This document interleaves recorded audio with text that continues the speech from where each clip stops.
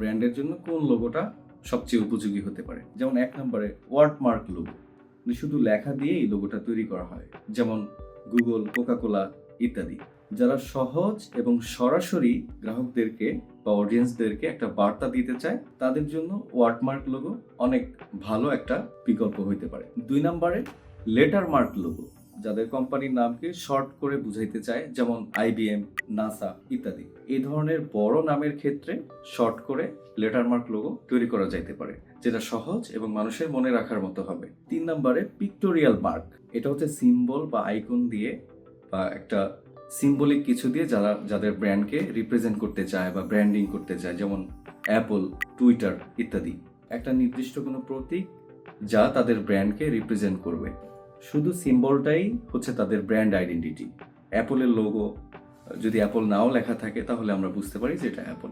এই ধরনের symbolic branding বা সিম্বলিক লোগো যারা পছন্দ করি, তাদের জন্য পিক্টোরিয়াল মার্ক বেস্ট অপশন হতে পারে। ৪ নম্বরে অ্যাবস্ট্রাক্ট লোগো।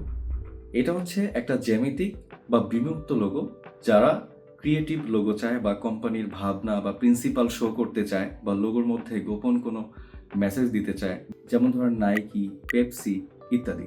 এসব ক্ষেত্রে অ্যাবস্ট্রাক্ট লোগো হতে পারে। যেমন নাইকি একটা পাওয়ার বা মোশন বুঝায়, এমন করে যে কোনো বিল্ডার বা ফার্নিচার কোম্পানির জন্য জ্যামিতিক অ্যাবস্ট্রাক্ট লোগো হতে পারে, যেখানে ফার্নিচার তৈরি বা বিল্ডিং এর আর্কিটেকচারাল মেথড বা প্রিন্সিপাল শো করা সম্ভব।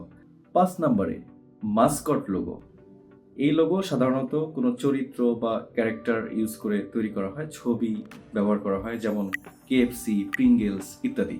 এই লোগোর উদ্দেশ্য থাকে মানুষের সাথে কোনো ক্যারেক্টারকে ইন্ট্রোডিউস করানো, বন্ধুত্বপূর্ণ অ্যাপ্রোচ করতে চায়। সাধারণত শিশু খাদ্য বা শিশুদের কোনো ব্র্যান্ডের জন্য এই লোগো অনেক বেশি উপযোগী হতে পারে।